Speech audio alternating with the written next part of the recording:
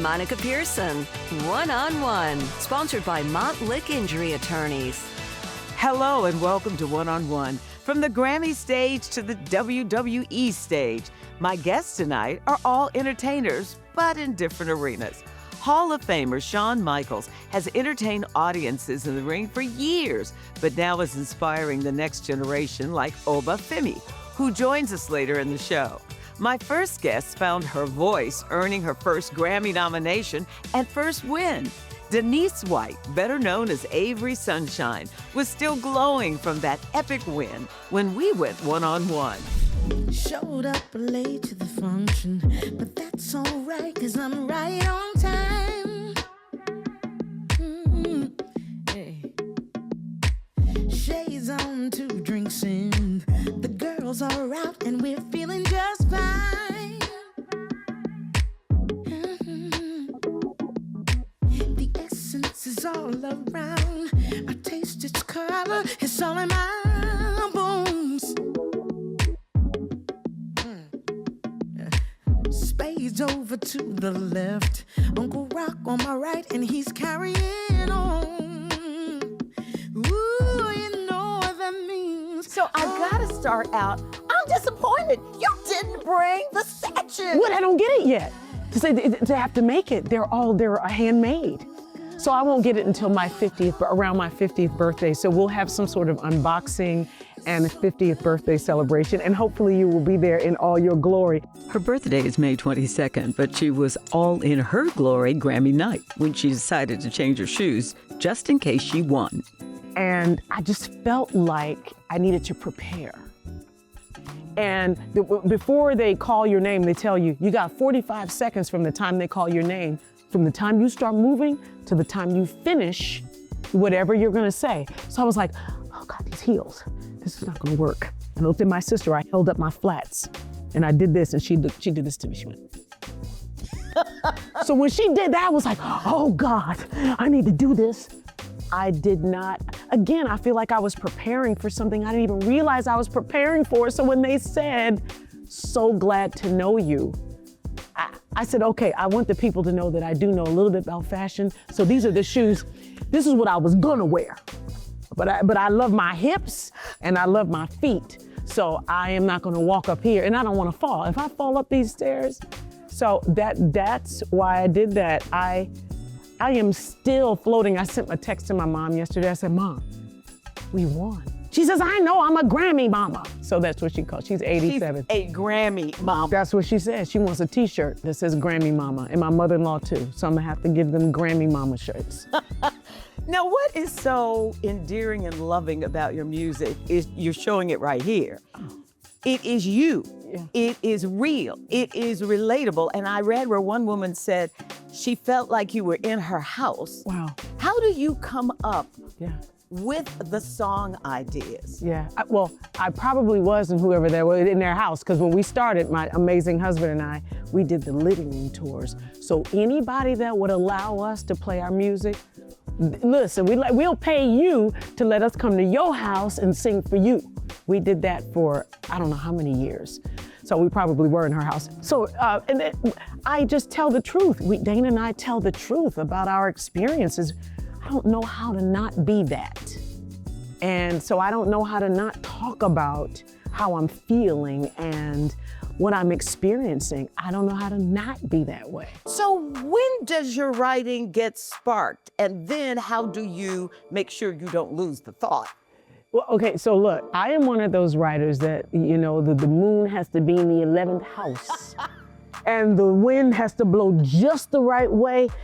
For me, now my husband and one of our amazing friends, Eric Roberson, even our daughter now, Drew the Rouge, she's the writer, they can write at the drop of a hat. It takes me a little longer. I need a story and some time to, so I've been, one of the songs on the album is called So Glad to Know You, the title track. Title track.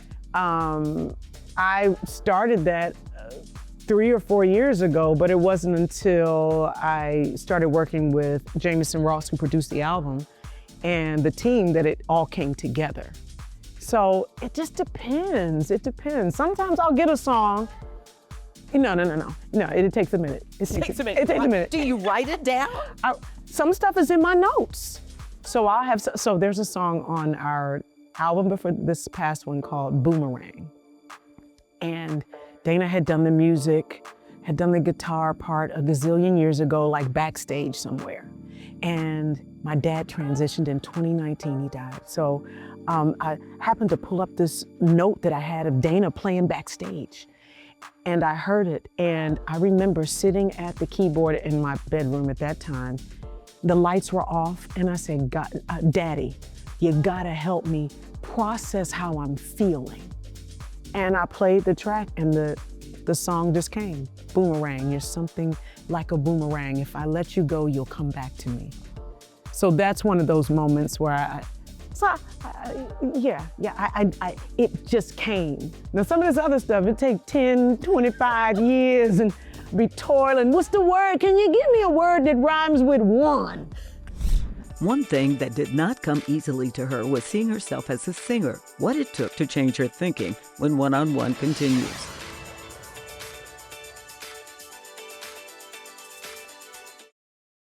Don't care what they say, I'ma trust and y'all can't waste my time. I got a big shine. I said I got a big shine. I got a big shine. My light is too bright for me to hide. I think I'm ready, y'all. You have this beautiful contralto voice, but you didn't think of yourself as a singer. Oh, Why? no. You were directing all the time. I was always directing and telling everybody else what to do. And the people's voices that I was a fan of, I didn't sound anything like them, so it did not occur. Luther and Anita Baker and Aretha Franklin and Gladys Knight and Whitney Houston. I'm like, yeah, those are special voices. And it wasn't about me not thinking I was good enough. It just was, you don't sound like that. So that's not necessarily for you. Do something else. It never occurred to me until I started working with whom I talk about all the time, my best friend in the world, Dana Johnson. He was like, you should do this. I was like, are you sure? My voice is not like that. And this process has shown me that's not what it's about. It's about that fingerprint that each of us has, right? That is just uniquely ours. But before she was the singer, she was a choral director at churches in Atlanta and in Pennsylvania. She began her career as a classically trained pianist. Go figure. We need it all. So it's the same thing we're talking about. All of that creates, it just created me. The practice, having to learn another discipline along with, so when I started playing, I'm reading music, I'm reading my Bach. 8 years old. 8 years old, right? I'm doing that, and my mother says, so listen, while you've got that, you're gonna go and have lessons with Mr. Dallas Fitzsimmons, and he's gonna work with you and train your ear, and you're gonna learn all these hymns. Okay, again, another one of those moments, I was being pulled, and I just moved with it. Well, of course, my mother was pulling me. I didn't have a choice, right? I understand there was a time when you wanted to quit, and she said absolutely not. She said, because I bought that piano, you gonna play here. And she'd be in the back. I gotta tell you this, because I think you'll appreciate this. So in Chester, PA, the way the houses, we lived in a twin house, right? Yes. 3 stories. So we were on the right if you're looking at the house, and our neighbors on the left. And there were like alleys on the side of each house, so you could walk to the back of the house. So they were called shotgun houses, because you could see from the front all the way to the back. All the way to the back. You could shoot a shot, go straight through. There it is. And Mom had the piano situated where her beauty salon was in the back. So she could, if she needed to come with the curlers in her hand just to lean over so I could see a little bit of the smoke. If I stopped playing, she'd lean over. You didn't play Fur-Elise right, Denise. Go on, play. That was an E and a Z. I don't play, but I know it wasn't right. And then she'd go back. I was like, who is this lady? Ooh, why her? Yeah, so by the time I was 17, my dad and I had conspired to not take lessons anymore. He was like, you ain't gotta do that, Denise. I'm good, you ain't gotta do it. I was hot. And then I ended up majoring in piano at Spelman. And my mom, and I honor her. I wouldn't even be sitting here with you right now if it were not for the belief that my mother had, the support that my mother had in me and for me. And then I feel like then God sends me my companion and Dana, the two people, if there's nobody else that believed in, and my daddy did too, but they believed and saw something in me when I didn't even see it. You know, sometimes you do need people to believe and see and call out the thing in you that you're just too unaware to notice. And I am so glad that I still have her so she can hear me say that, you know? How in the world did you get from Chester, Pennsylvania to Spelman College? My brother, who is really my blood cousin, but you know how God gives you He gives you the folks that are not necessarily, it's not necessarily their title, but get, right? Yes. So my brother, Father Darrell Tiller, who is now one of the first Black rectors of St. Philip's Episcopal Church in Brooklyn. Oh, right. I'm so proud of he and his husband. I'm so proud of them. So I just have to say that. But my brother went to Morehouse, and he said the only place for my sister to go is Spelman College. And that really was it. I applied. I was not accepted to Spelman. I was going to Clark, and I got a call from Dr. Joyce Finch Johnson, the organist at Spelman. And she said, "Oh, Denise, we'd like for you to come to join the music department. You should do that. Now, you can't do anything else. You just got to do that, because I don't know about that GPA you can't, but we're gonna let you in." And that was it. That was my life. The Avery Sunshine was born in Atlanta, Georgia.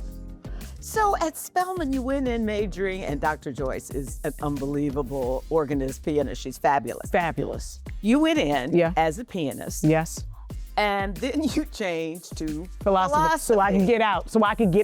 So my parents could see me graduate, because Dr. Johnson, me and you had a hard time together. But listen, I got out.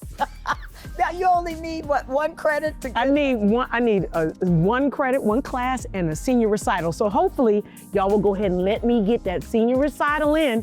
Come to one of these shows I got coming up. That's a senior recital. And give me I'll do it online. I sure will. So let's talk about your love, Dana. All right. Now, so you were at Spelman. He was at Morehouse. Yes. So how come y'all didn't get together then? I don't know, because he was over somewhere else. He didn't come to Spelman looking for he did something else first. He had to get right. Yeah, that's terrible. That's terrible. The point is, our paths, I feel like our paths were like this. And they finally just intersected. But we were working together. Dana was doing everything in the city, he worked with a production company, Noontime Records, and Dana was working with India Ari. He's got a song with Get It Together. Dana was like doing stuff, and Too Short. I don't know any of that music because I'm holy, so I don't know that. I don't cuss or anything like that. The point is, he is a wonderful guitarist. And yes, the two writer. of you together, your music was so perfect. Yeah. But both of you said, "I'm never gonna get married again." Never, ever, ever. If you get me out of this, I won't ever do this again. And the thing that we realized that was so undeniable is that it was easy for us to be together. When you find that, and because the world will tell you marriage is hard, life is hard, you should be toiling all the time and coming up the rough side of the mountain. And you're like, everything has to be that way? And then you meet somebody and it's not like that. We couldn't deny it. So our children were the ones who were like, okay, so look, what are y'all doing? Can y'all go ahead and make something happen? And we did. And I'll tell you, one of the best things that has ever happened to me in my life and my family was putting our families together. So That's my friend. You can tell I love him so much. I can tell he loves you. He loves me so much. I kiss on him all the time. I get on his nerve. I do.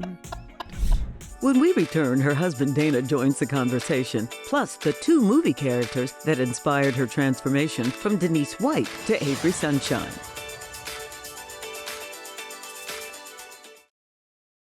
Denise White became Avery Sunshine because of characters in 2 movies, Suge Avery in The Color Purple and Sunshine in Harlem Nights.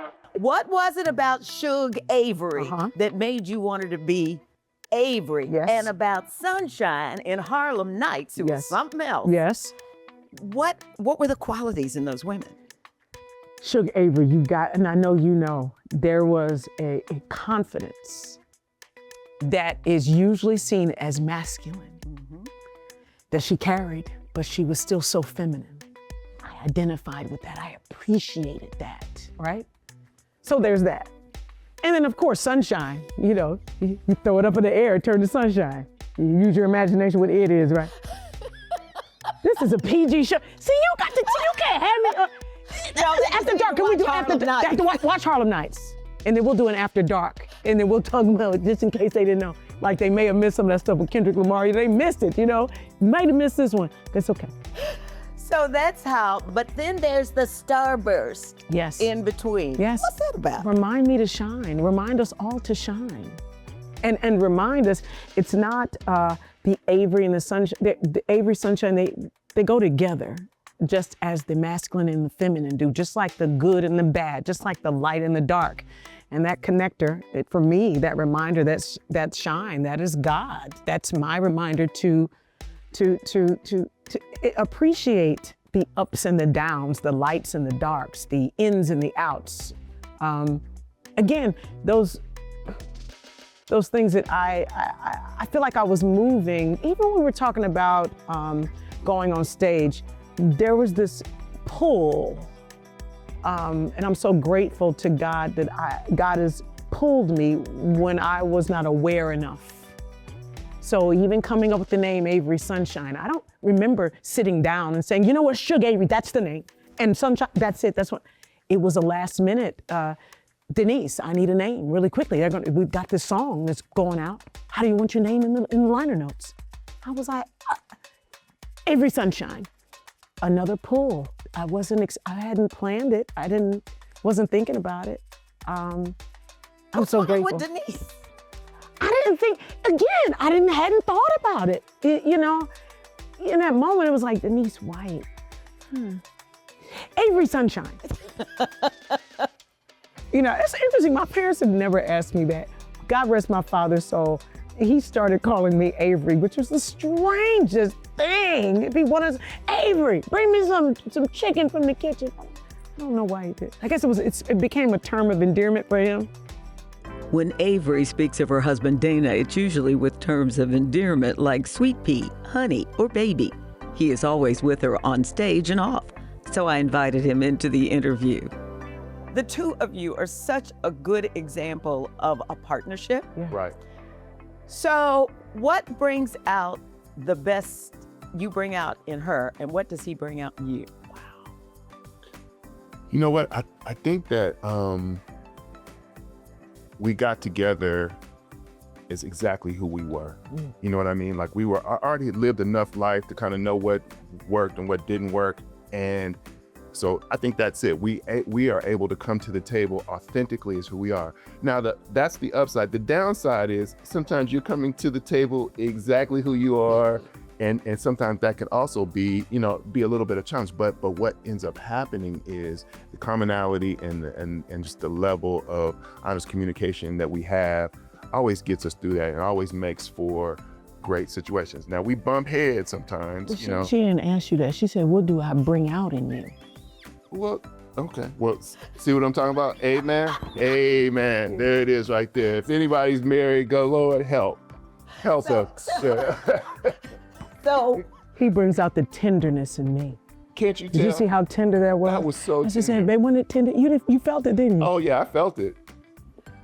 Felt it. Yes, and we're still learning from each other. And in more immediate, what's coming, Dana and I, you're gonna see us on the big screen. Well, I don't know how big the screen is, but it's big enough because we're in it with Forrest Whitaker.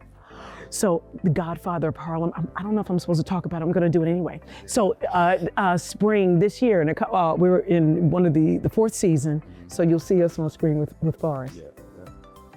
So we're working on some stuff. And hopefully we will continue this. We have So Glad to Know You, our musical web series. And that has inspired another something. We're gonna go bigger and try and really do it. Don't you think? Absolutely, yeah. Yeah. Y'all are a real team. We are. We really are. I'm so grateful. Avery also has started a lipstick line, Lou Mack, named after her great-grandmother, Jemima Lou Bodison Mack. She was a minister, businesswoman, and more. Up next, WWE Hall of Famer Shawn Michaels shares how his love of wrestling began. It's a love he's now sharing with others. Find out how he's helping the next generation become champs in the ring. Golden ratio, oh my Lord!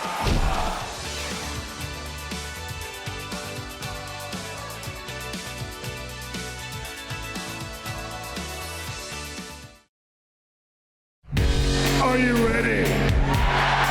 If you enjoy wrestling, you know my next guest, Shawn Michaels. He's in the WWE Hall of Fame and considered one of the greatest professional wrestlers of all time. He's been called the Icon, the Showstopper, the Main Event, and Mr. WrestleMania. He even has his own theme music, which we played when he entered the studio to go one-on-one with me. Oh my God. Before we do, keep me playing the music. Absolutely. Hello there. Good to meet you. I can't quite pull off the dancing of that music anymore. You sure? Well, not without hurting myself. Okay, then we won't do that. This is Shawn Michaels, now the Senior Vice President of Talent Development for the NXT brand of World Wrestling Entertainment. And this is the Shawn Michaels some people love to hate when he was in the ring. So I have to admit to you, I grew up with watching Gorgeous George. Yeah. He's the one that set it all in place for a lot of us, so. And I find that now it's called sports entertainment versus wrestling. Why?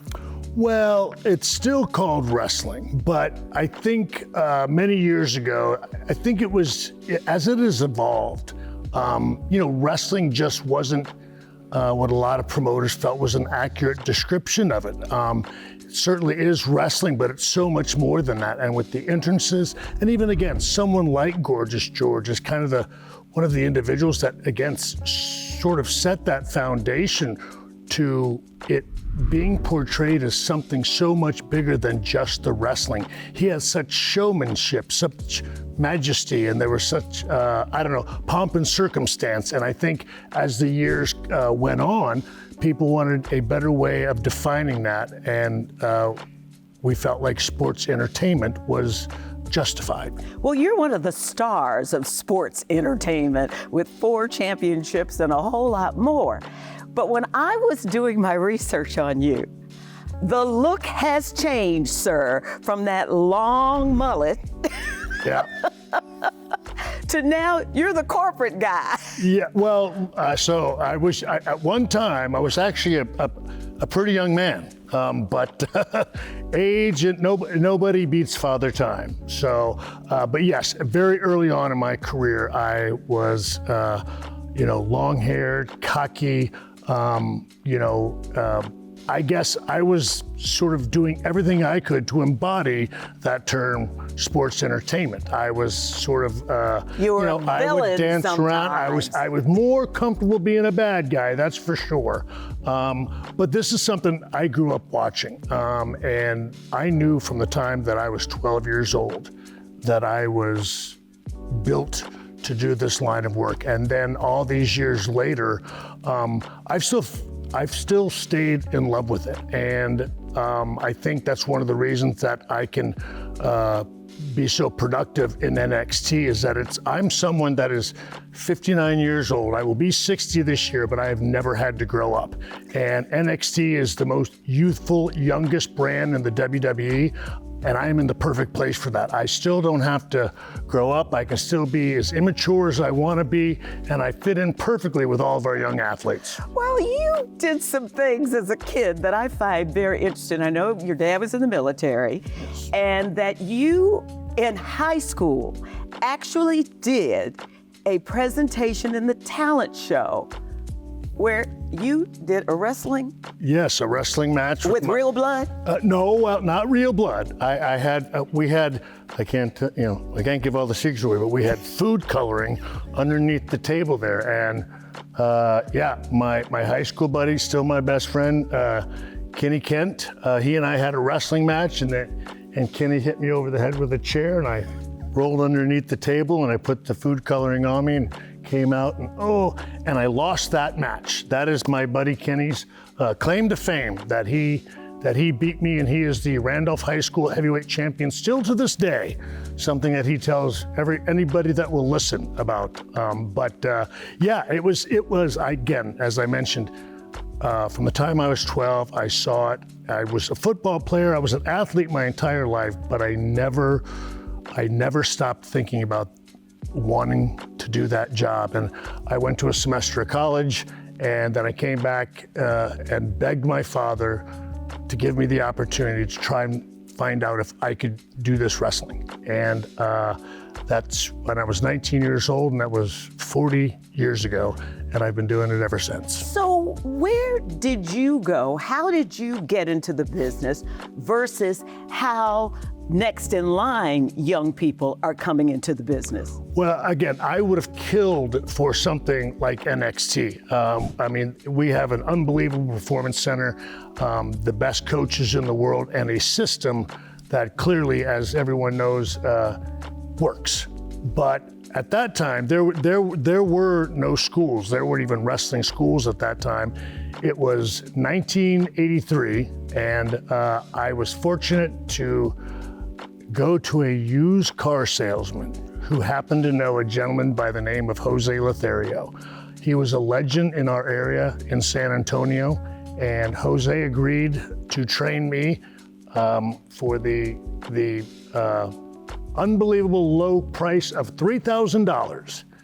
And to this day, that's still a lot of money. And my father got a loan, and he paid him, and Jose trained me for 3 months. And he said, my goodness, you actually know what you're doing. You're kind of ready to go. And as I say, that was 40 years ago. And clearly I paid my father back on that. Now, to be perfectly honest, my father wouldn't take it. I tried numerous times before it passed, and he would never take it back. But he was, it was the best investment and the biggest pat on the back my father ever, that I can think that he did to me. It was the most important thing in the world that he gave me that opportunity to do it, because it has been a blessed life for both myself and my family, and obviously now trying to spread that within the men and women that are in NXT. And even though it's the youngest brand in the WWE, we have every intention of being the best brand in the WWE. NXT is recruiting college athletes, which didn't happen in the past. Athletes found their way to WWE on their own. Outwardly, every once in a blue moon, you would think about these former athletes transitioning into our line of work, but 9 times out of 10, it was their choice. So, Triple H, Paul Levesque, our boss in the WWE, came upon this idea of recruiting college athletes and going to them. There are so many out there that, again, a very small percentage go into the NFL or the NBA. And for most other sports, there is no real professional aspect of it. So we started recruiting these athletes, and they are so focused, so determined.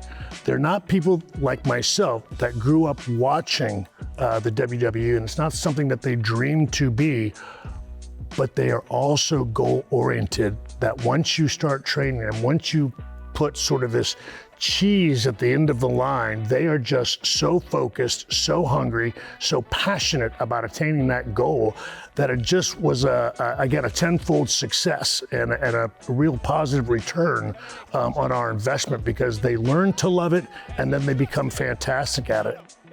When we return, meet a young man who went through the NXT program and is now a champion in the ring, plus what Shawn Michaels has done with his trademark gear.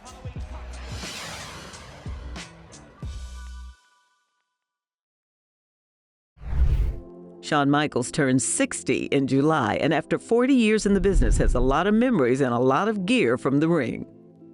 What did you do with all those tights? You had stars on them, Yep. you had hearts on them, you had crucifixes on them. Yeah. What'd you do with all So the those first thing I pants? did with the tights is I was taught to call it gear. Oh, Okay, because tights, I'm told, didn't sound manly enough. So we wanted to call it gear. okay. Okay, so that's the cool version of it. But between you and me, my tights are, we just, believe it or not just 6 months ago, my wife went back to Texas, cleared out our storage room there, and brought all of them back to our home in Florida. And now it is literally probably 1,000 square feet at least covered up in a totally different air-conditioned room up there that we have. And it is, my wife looks at it all and she says, that's our children's retirement. So that's sort of how we do. But I have almost all of it, and it is as well kept as it can possibly be. And it really is one of those things that you pull them out and you think to yourself, man, it's going to be really tough to scold the kids when I'm trying to, look for credibility when they see their dad walking around this kind of stuff. So, but we've got it all, thank goodness. And again, very, very honored and proud of what I did in my career. As funny and as silly as all of it sounds, it was an absolutely amazing adventure, a fabulous journey, and I'm thrilled to still be on it. Now he's coaching people like former college athlete Oba Femi, who was in the first class of NXT athletes. So tell me about Mr. Femi. What did you see in him? Because he was in that first class. Oh, yeah. That made you go, yeah, he can be a star.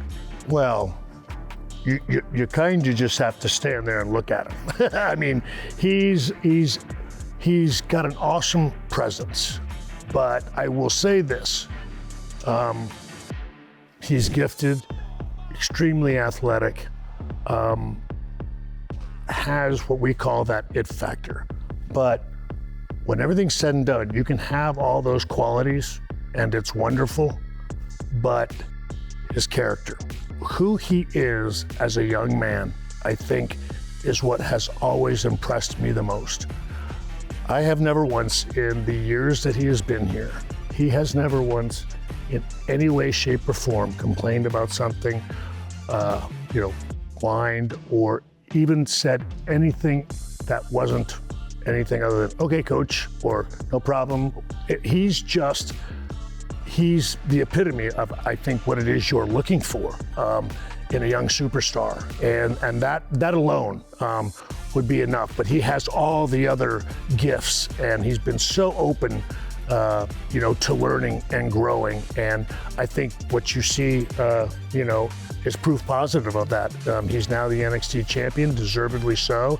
And he's somebody that I think will be that champion for as long as I think he decides. And we're very happy to have him that, because he's a great representation for us, both publicly but also personally. Oba Femi grew up not far from Lagos, Nigeria, as Isaac Odubuson. So I was a fan of wrestling in Nigeria. I didn't have any aspirations of being a professional wrestler at the time. I did track and field. I was a shot putter. I used shot put as a medium to get a scholarship to go to Middle Tennessee State University. Then I transferred to Alabama.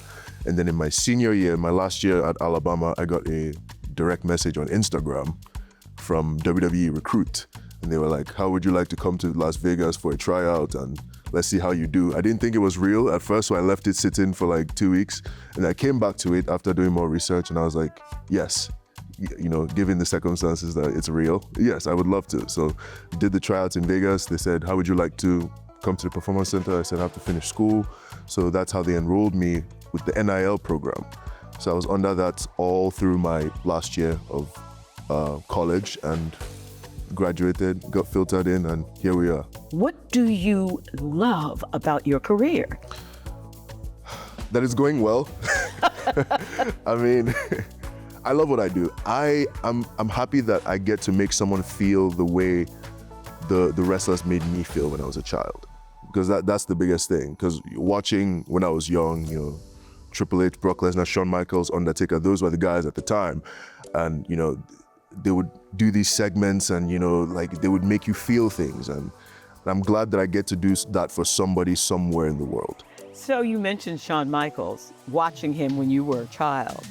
Now you are working with him. Yes. How does that make you feel? It was very surreal at first, but it's the most reassuring thing ever to have Shawn Michaels as a boss, because like everyone wants to question authority, you know. So why can you tell me what to do? You know, it's like think about having like a fat fitness trainer. It's like, what makes you qualified? But with him, like, you know what makes him qualified. He's decorated professional wrestler. He's great at what he did, possibly the best ever. So it's very reassuring having Shawn as a boss. In the ring, he's known as the ruler, and it's taken sports entertainment by storm. Coming up, how Oba Femi developed his skills to become the youngest North American champion in history.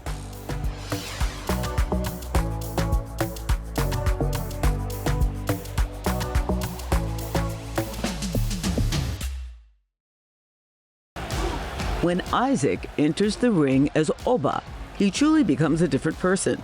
He no longer is the gentle giant at 6 feet 6 inches and 310 pounds.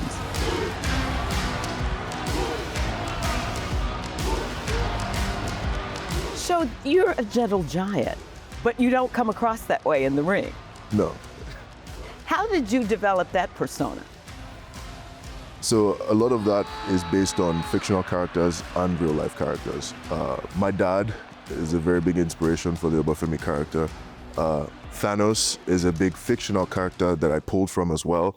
And there's a little bit of me in there. So all combined, you know, that's what we put out to the world on NXT TV every Tuesday. And the fans are digging it. I'm digging it. I'm enjoying this role.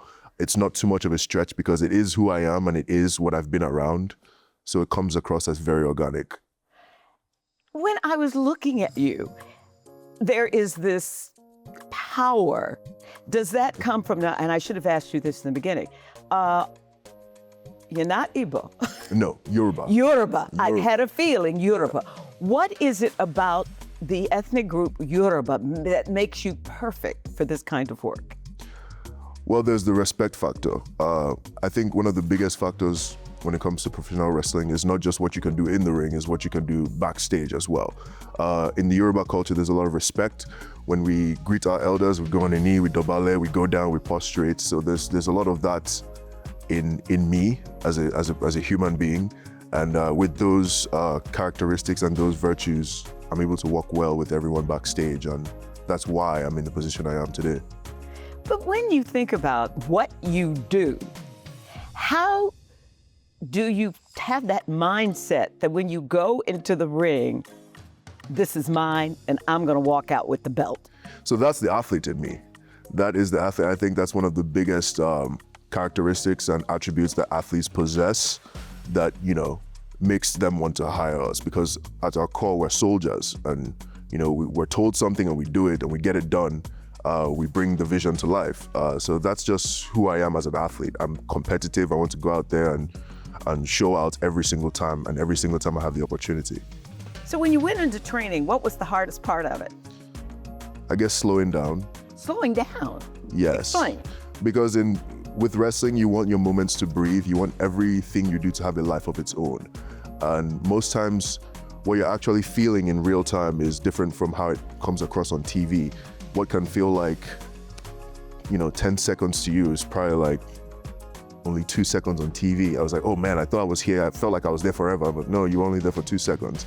And as an athlete, you're taught to be explosive and you have to be fast and you have to have good reaction. But like with wrestling, some things have to breathe. So I think that was definitely the hardest part of becoming a professional wrestler, letting things breathe. Pop. One more time, pop-up powerbomb.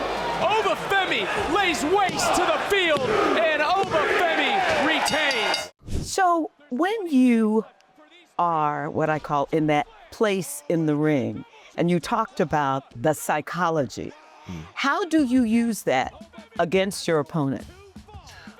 In the ring, How do you prepare for that when you know who you're going to meet in the ring?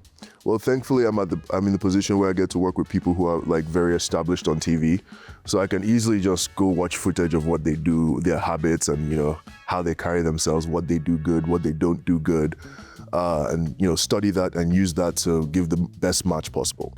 So you, in other words, already know their weaknesses before you get into the ring. Yes,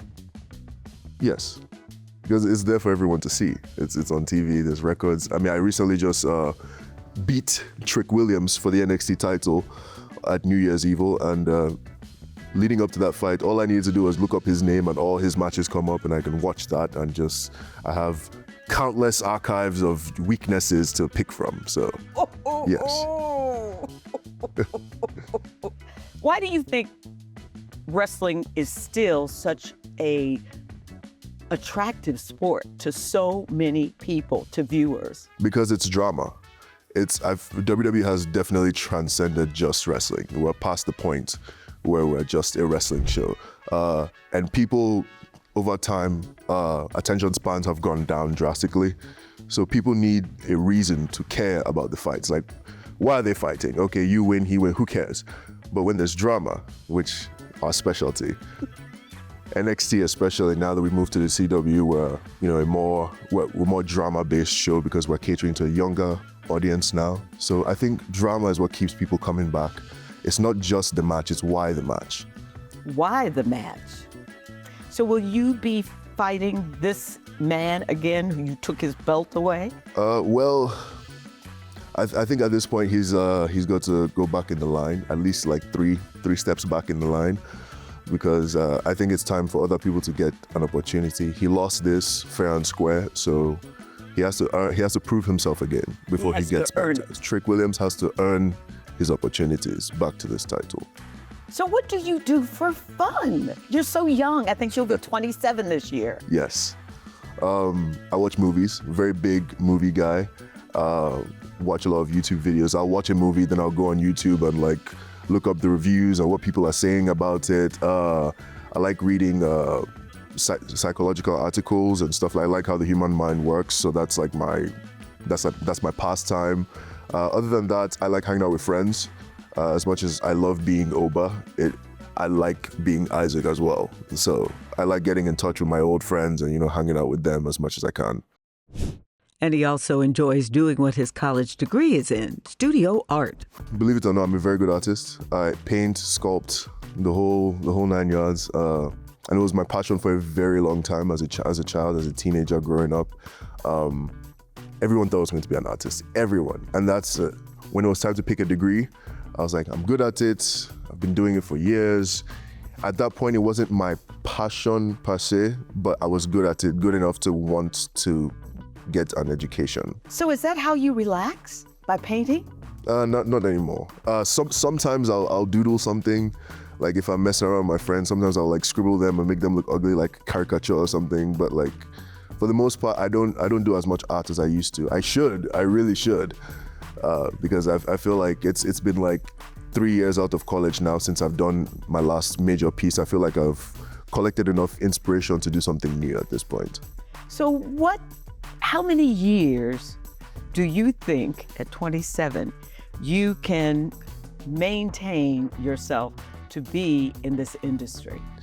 Well, with the resources we have today, I think I can go as long as I want. I can go 25, 30 years if I really want to. Everything recovery-wise is out there. There's cold plunges and ice machines, and there's all this recovery stuff, STEM. So you can go as long as you want if you take care of your body. I strongly believe that. And everyone believes he's off to a great start and a promising career after serving on the NXT security team, then winning the NXT North American Championship, the youngest in wrestling history to do that, and the 2024 winner in the Men's Iron Survivor Challenge. He is his ring name, The Ruler. You can watch WWE's NXT Tuesdays at 8 p.m. on Peachtree TV, Atlanta's CW. Thank you for joining me, and I hope you'll join me every Sunday at 6 p.m. right here on Peachtree TV.